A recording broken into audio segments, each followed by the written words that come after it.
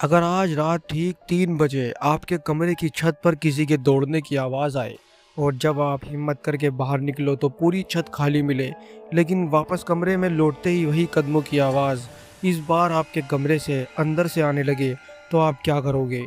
आज ही कहानी एक ऐसे परिवार की है जिसने अनजाने में एक ऐसा घर खरीद लिया था जहां रात होते ही कोई अंधे की ताकत जाग जाती थी।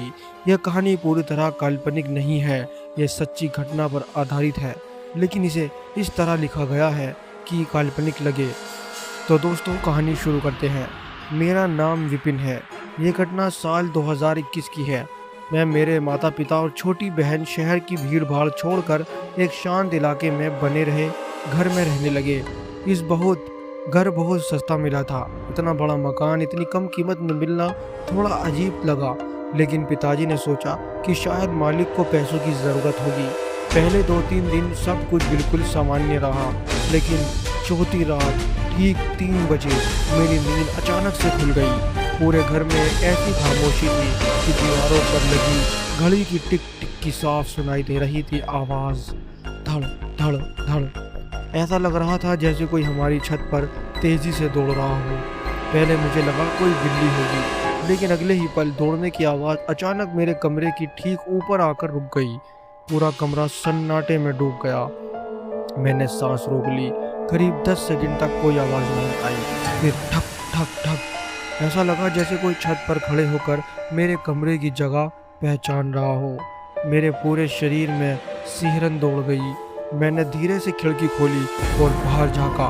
पूरा मोहल्ला अंधेरे में डूबा हुआ था। हवा तक नहीं चल रही थी। मैंने खुद को समझाया कि शायद कोई जानवर होगा और वापस बिस्तर पर लेट गया। लेकिन जैसे ही आंखें बंद की, मेरे कान के बिल्कुल पास किसी ने बहुत धीमी आवाज़ में कहा, दरवाज़ा मत खोलना। मैं बिजली की तरह उठकर बैठ गया। कमरे में मेरे अलावा कोई नहीं था। मैंने तुरंत लाइट जला दी, अलमारी, पर्दे, बिस्तर सब बंद कर दिए। उस रात में सुबह होने तक जागता रहा। सुबह जब मैंने ये बात घर वालों को बताई तो सब हंसने लगे।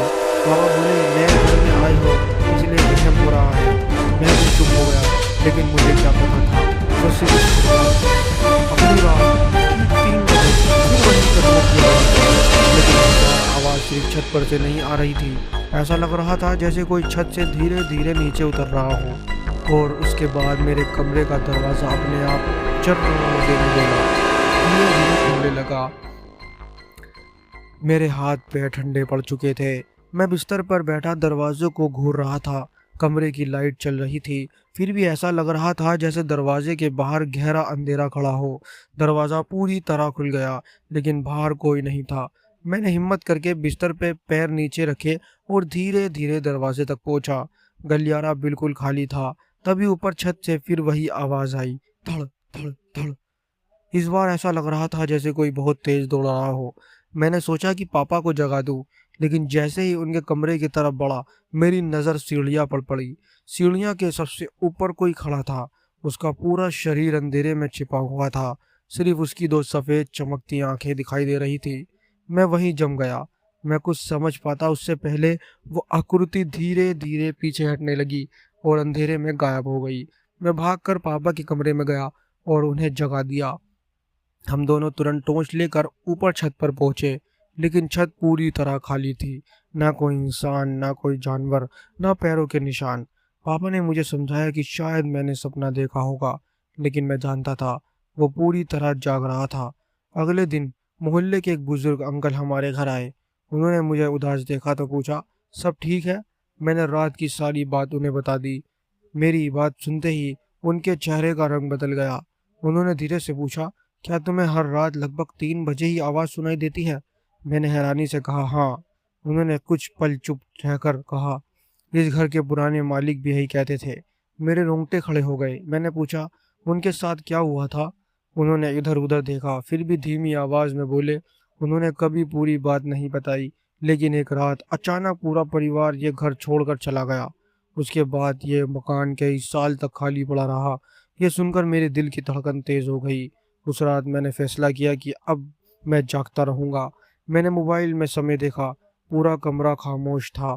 फिर 3 बजे इस बार ना छत पर आवाज़ आई, ना दरवाज़ा खुला।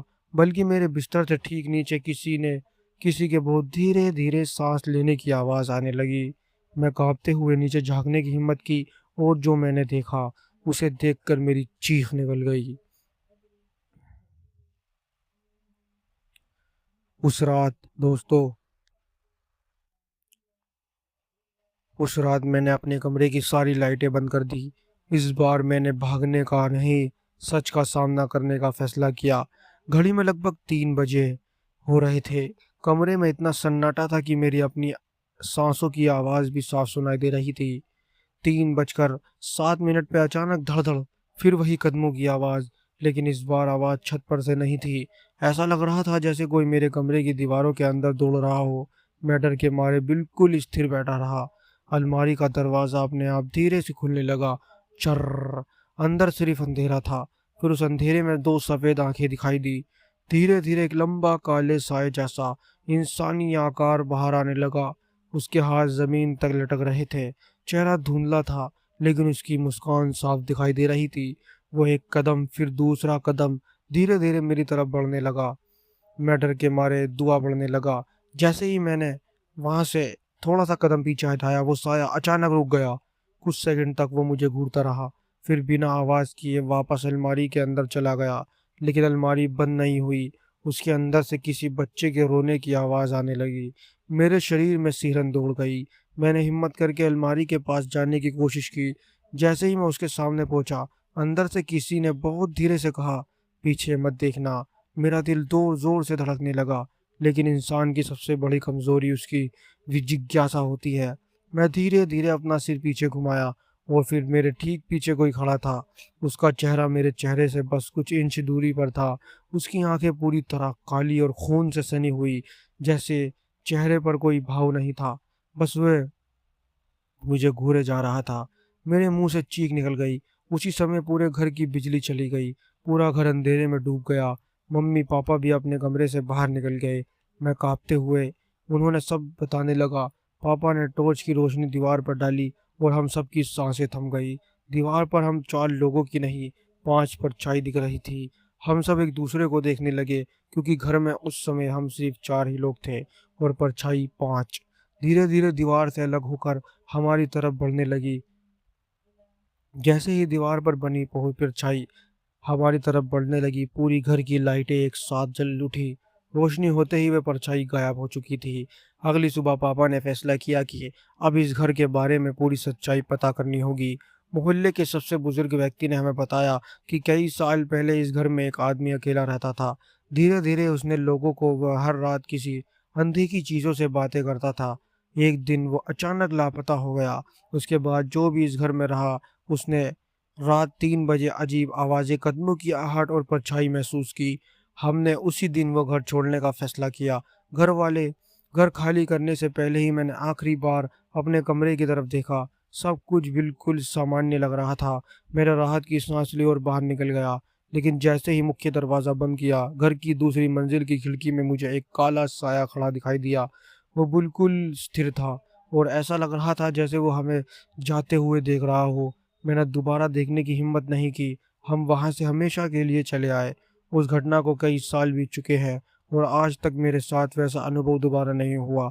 लेकिन आज भी अगर रात के ठीक 3:07 बजे कहीं छत पर किसी के दौड़ने की आवाज़ सुनाई देती है, तो मैं कहीं भी बाहर जाकर ये देखने की कोशिश नहीं करता कि वो कौन है, क्योंकि कुछ सवालों के जवाब जानना शायद इंसान के लिए अच्छा नहीं होता।